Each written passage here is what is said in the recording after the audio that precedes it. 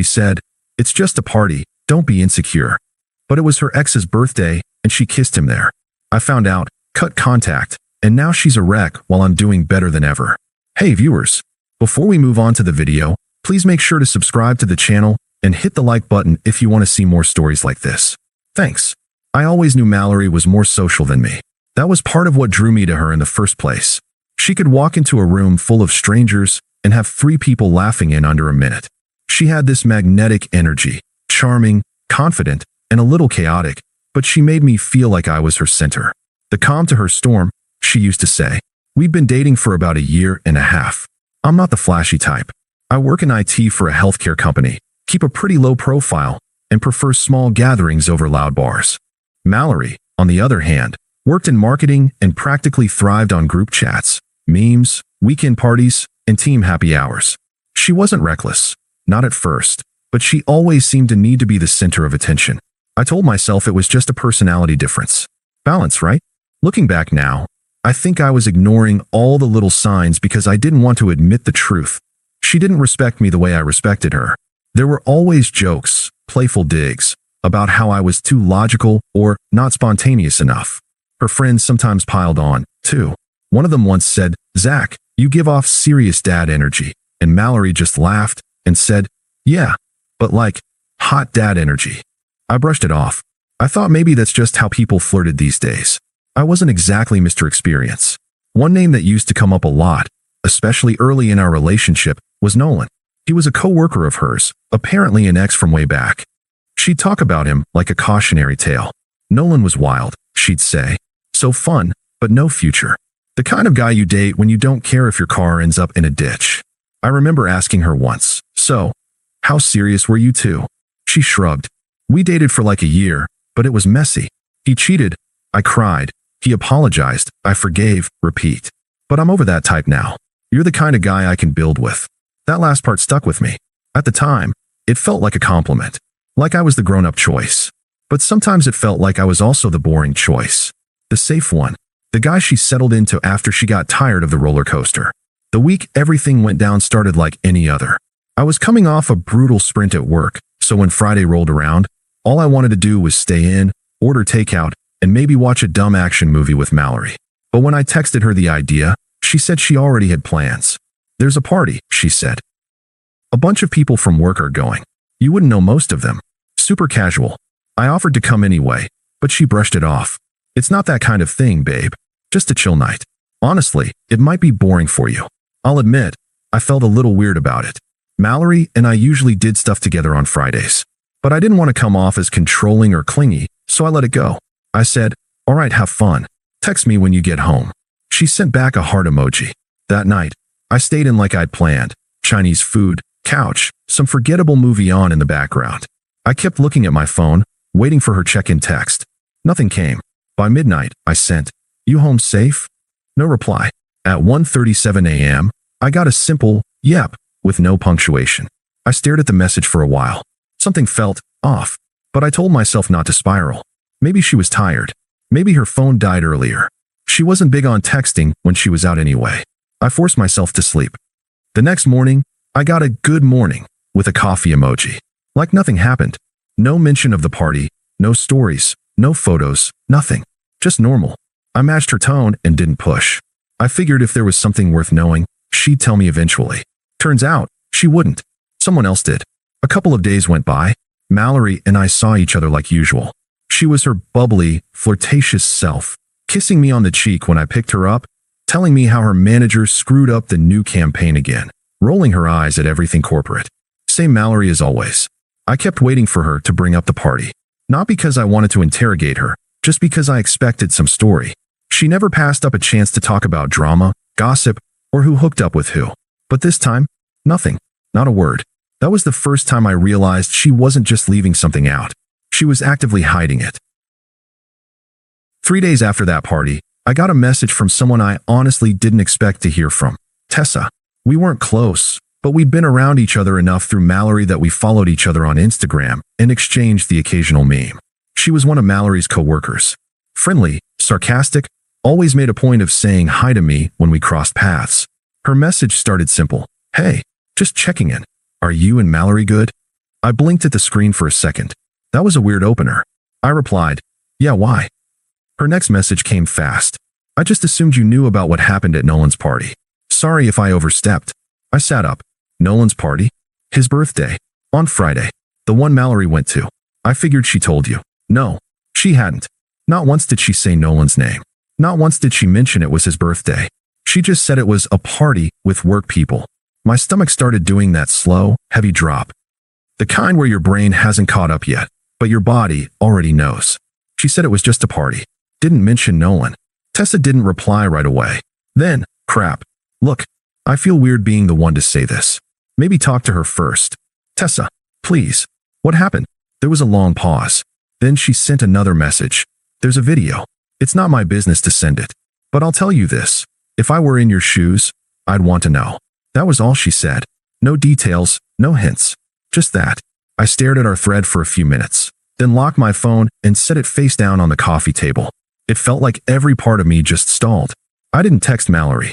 I didn't ask for the video. I didn't go through her Instagram or try to dig up answers. I just sat there, thinking about the way she kissed me goodbye before that party. Thinking about how she'd said, "You wouldn't know anyone there." Thinking about how she sent me a lazy yep at 1:30 in the morning and didn't mention a thing the next day. I got up, went to the kitchen, and washed a plate that wasn't even dirty. I just needed something to do. That night, I didn't sleep much. I wasn't even angry. Not yet. Just numb. Like the truth hadn't fully formed yet, but it was circling me. I kept replaying old memories. How I'd taken time off work to help her move into her new apartment. How I sat through hours of brainstorming her pitch decks when her manager flaked. How I cooked for her after she had a rough day and she said, "I don't know what I'd do without you." Turns out, she didn't really need to figure that out. Nolan was still in the picture the whole time. The next morning, my phone buzzed. It was Tessa again. "I'm sorry. I don't want to be in the middle of this, but I talked to a couple people who were there. I think you really should see the video." I didn't respond. 5 minutes later, the video came through anyway. It was short, no more than 10 seconds. Mallory was standing near the kitchen in someone's apartment, a red Solo cup in one hand, laughing with a group of people. Nolan stepped into the frame. He said something to her. I couldn't hear over the music, and she tilted her head, smirking. Then he kissed her, and she kissed him back. Not a shy, quick kiss. Not a peck. It was the kind of kiss that makes people glance away out of secondhand embarrassment. Her hand went to his shoulder. His hand was on her waist. Someone off camera yelled, "Oak away," and people started laughing. Mallory laughed too, but she didn't look drunk. She looked comfortable, like it was normal, like this wasn't the first time. I sat there, holding my phone like it weighed 1,000 pounds. I must have watched it 5 times. Same result every time. I felt cold. Not shaking, not breaking anything. Just cold, like my chest had emptied out completely. I didn't cry. I didn't text her. I didn't even save the video. I just closed it and sat there in silence, trying to figure out when exactly I stopped being her boyfriend and started being her cover story. I knew then I wasn't going to scream or confront her. I didn't want an explanation. I just wanted out. I didn't talk to her for 2 days. Mallory texted me both nights, casually. No mention of anything unusual. Just, work was insane today. You wouldn't believe what Diana said in the meeting, loudly crying face. What should we do this weekend? I was thinking Thai food and a movie. It was surreal. Reading her messages while having that video burned into my brain. Like I was watching a person perform a version of herself that didn't even exist anymore. But I didn't respond. I needed time to get out of the fog and decide how I wanted to handle it. I wasn't going to scream at her. I wasn't going to beg for answers she'd twist into excuses. I didn't want drama. I wanted clarity. Distance. Finality. So I invited her over. She came to my place on a Thursday evening, dressed like she always did when she wanted to look effortlessly hot. Tight jeans, oversized flannel, no makeup, but somehow still glowing. She greeted me with a kiss, but I turned my head slightly, so it landed on my cheek. She didn't say anything about that, just laughed lightly and said, "Missed you." We sat down to eat. I'd made pasta. I didn't say much. She filled the silence with chatter, some story about her boss being a corporate tyrant, a meme her friends sent her, how she was thinking about dyeing her hair again. After dinner, I started washing dishes while she scrolled through her phone on the couch. Then I asked, without looking at her, "So, how was that party last weekend?" There was a beat of silence before she answered. "Oh, it was fun. Chill. Just some drinks and music." "What?" I dried a plate, then turned around and met her eyes. Whose party was it? She blinked. Just some work people. You wouldn't know him. Tessa was there. Was it Nolan's birthday? Her whole body changed. Subtle, but I saw it. The way her back straightened, the way her phone lowered slightly in her hand. Okay, yeah, it was his birthday, but I didn't want to make a big deal about it. I knew how you'd react. That was a choice. Not, I forgot to mention it. Not, I didn't think it mattered. She knew. She chose to lie. I walked back to the sink and said, calmly, so you didn't tell me it was your ex's birthday, and then you kissed him. She stood up. Wait, Zach. That wasn't, I saw the video. That stopped her cold. Her mouth opened, then shut again. She looked down, then up. Then the performance kicked in. Okay, yes, but it wasn't what it looked like. Nolan was drunk. Everyone was drunk. It was just a dumb party moment. People were egging us on. I didn't even want to do it. You looked like you wanted to. It was 2 seconds, Zach. Are you really going to throw away our whole relationship over one stupid, meaningless kiss? She sounded genuinely offended now, like I was the one betraying her by not accepting the disrespect. You didn't just kiss him, I said. You lied to me. You planned to lie. You went behind my back and made sure I wouldn't find out. She crossed her arms. I didn't plan anything. You're blowing this out of proportion. It was just a kiss at a party. You're acting like I slept with him. You might as well have. The trust's gone either way. So that's it. You're just done. Yeah, I said, wiping my hands dry. I am. She laughed, a short, bitter sound. Wow, you really are that type, huh? One mistake, and you run. I should have known. You're always looking for an excuse to check out when things get hard. That almost made me laugh, but I didn't give her the satisfaction. No, I said quietly. I stayed through a lot, but I'm not staying through being lied to and humiliated. I wasn't trying to humiliate you. You didn't care if you did. That's the difference. She stared at me for a long moment, waiting for me to crack, to ask for some explanation that would make it okay. But I didn't say another word. Eventually, she picked up her purse, scoffed, and said, fine. If you're going to be like this, maybe you're not the guy I thought you were. And with that, she walked out. No dramatic slamming door. No screaming. Just a quiet exit. The second the door closed, I exhaled for the first time in what felt like days. I didn't feel powerful. I didn't feel vindicated. I felt clean, like a weight had finally slid off my chest. I never replied to her texts again. The next morning, I blocked her number. I didn't send a goodbye text. I didn't tell her we were done. I didn't warn her. I just quietly erased the bridge and kept walking. That silence I felt after she left, I didn't want to break it. It was the first time in weeks I felt like I could actually breathe. By noon, I had unfollowed her on everything, deleted every picture, tossed out the sweater she left at my place. It all felt methodical, like cleaning up after a storm. I thought I'd feel broken. I thought I'd sit in bed for days questioning myself. But the reality was simpler. I didn't feel much of anything at all. That weekend, I went for a long hike alone. No service, no distractions. Just miles of dirt trails, birds, and space. And it hit me out there. How many times I had shrunk myself in this relationship. How many little moments I had brushed off because I didn't want to be too sensitive or jealous. I remembered her texting at dinner, then laughing and saying, relax, it's just Nolan. He still thinks we're friends or something. I remembered the night she showed me an Instagram story from one of her coworkers, where Nolan had made some dumb joke about their past, and she rolled her eyes and said, he's so ridiculous, but harmless. Every time I brought up how it made me uncomfortable, she made me feel like I was being paranoid. We dated, like, forever ago. Why are you so hung up on it? And like an idiot, I believed her. A few days later, I got a message request on Instagram. It was from Tessa. Hey, I heard what happened. I just wanted to say I'm sorry you got dragged into that. You didn't deserve it. I replied, thanks for telling me. You didn't have to. I did though. I felt sick pretending I didn't know. For what it's worth, a lot of people thought what she did was trashy. Nolan's already bragging about it like he won something. He didn't win anything. No, he didn't. She left it at that. That same night, I started getting messages from other people I barely knew. One guy from Mallory's marketing team, Brad, I think, sent me a DM. Bro, I know we don't know each other, but I wanted to say I'm sorry. Nolan's a piece of work, and what she did was public. We all saw the video. She's been acting like you're the crazy one for leaving, but everyone knows she lied. Just thought you should know. I didn't reply. I didn't need to. Mallory was starting to unravel, and I wasn't even involved. Over the next week, the messages kept coming. Not from her, but from people who saw the fallout up close. Apparently, Nolan had started hooking up with a new intern the following week and made it very clear to everyone that Mallory was just a moment. According to Tessa, he even told someone, "You don't go back to leftovers." Mallory tried to play it cool, saying she wasn't interested in anything serious anyway, but her tone at work was shifting. People noticed. The energy changed.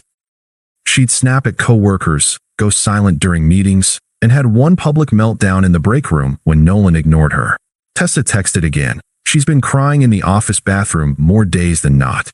I don't even feel bad anymore. She did this to herself." Meanwhile, I stayed silent. She tried to call me once, from a different number. I let it ring out. Then the text came. "Can we please talk? I hate how things ended. You were my calm, Zach. I miss you." Nolan wasn't what I thought. I made a mistake. Still, I didn't answer. I had nothing left to say. By the second week, she stopped trying to be sweet. "So that's it. You're just going to ignore me like I meant nothing. You're being so immature. You don't even want to hear my side. I guess you were always just waiting for an excuse to leave. Coward. Block. Block. Block." I didn't even flinch. Her spiral wasn't my burden anymore. Let her lie in the mess she made. The truth was, I didn't hate her. But I couldn't even picture the version of myself that ever thought she was the one. About a month passed. Long enough that her name stopped showing up on my screen, but not long enough for people to stop talking about her. I was in a better place. Not ecstatic or living my best life. Yet, but clear. My apartment was quiet, my routine was mine again, and the constant second-guessing in my head was gone. Then, one night around 10 p.m., I got a call from a number I didn't recognize. I let it ring out, but they called again. I answered, just in case it was work-related. But it wasn't. "Zach?" the voice asked, a little breathless. It was Mallory. I didn't say anything. She rushed into it like she was afraid I'd hang up. "Please don't hang up. Look, I'm not trying to make excuses. I know I messed up. But can we just talk for 5 minutes? I've been trying to reach you for weeks. I didn't know if you blocked me or changed your number or what." I stayed quiet. "I'm not asking to get back together. I swear. I need to explain. You left so fast, and there was no closure." Closure. The same girl who couldn't even tell me she was going to her ex's birthday party wanted closure. "I don't need an explanation," I said calmly. "You lied. You kissed your ex. You just didn't think I'd find out." "No." I panicked, okay? I was drunk, and Nolan pulled me in, and "You kissed him back, Mallory." "I know I did," she snapped. "God, I'm not denying it. But you didn't even let me apologize. You just went silent like I was some stranger. You became one." She went quiet for a second. Then, soft. "You were the only thing in my life that felt safe. And I know I took it for granted. I thought Nolan had changed. I didn't plan on anything happening that night." I had to admit, hearing her say, "You were the only thing that felt safe," did something. Not in a good way. It made me angry, not because I still wanted her, but because I had been that. I had been the guy who showed up, who held space for her chaos, who steadied the wheel. And she traded that for some drunk nostalgia. She continued, "I know you probably hate me. And honestly, I don't blame you. But I didn't realize how bad things had gotten until after. He's not who I thought he was. He never was. You just liked the chaos more than you liked being respected." That one landed. I could hear her swallow. "I've been trying to fix things. Everyone at work is acting like I'm radioactive. Tessa won't even look at me. Nolan won't talk to me. And you're just gone. I was gone the moment you decided I didn't deserve honesty." She didn't say anything. "I'm not trying to guilt you," she finally said. I needed to hear your voice." "Well," I said, "now you have." And I hung up. I didn't feel triumphant. I didn't fist pump or shout some final line like in a movie. I just put the phone down and took a deep breath. It felt like the final nail in a coffin I didn't even want to build, but had to. After that, she tried one more time. This time it was through a mutual friend, Lena, someone we used to double date with. She texted me a long paragraph about how Mallory's not okay, and how she knows she messed up, and that it wouldn't kill me to meet up and let her apologize properly. I replied, "It's not about punishment. I just don't want her in my life." Lena read the message and didn't respond. I was fine with that. A few days later, Tessa texted me out of nowhere. "Saw Mallory cry in her car after work today. Not that you asked, but yeah, karma's doing its thing." I didn't reply. Not because I didn't care. Because I did. Just not about her anymore. Thanks for watching. Make sure to subscribe to the channel and hit the like button. What do you think about this story? Share it in the comments.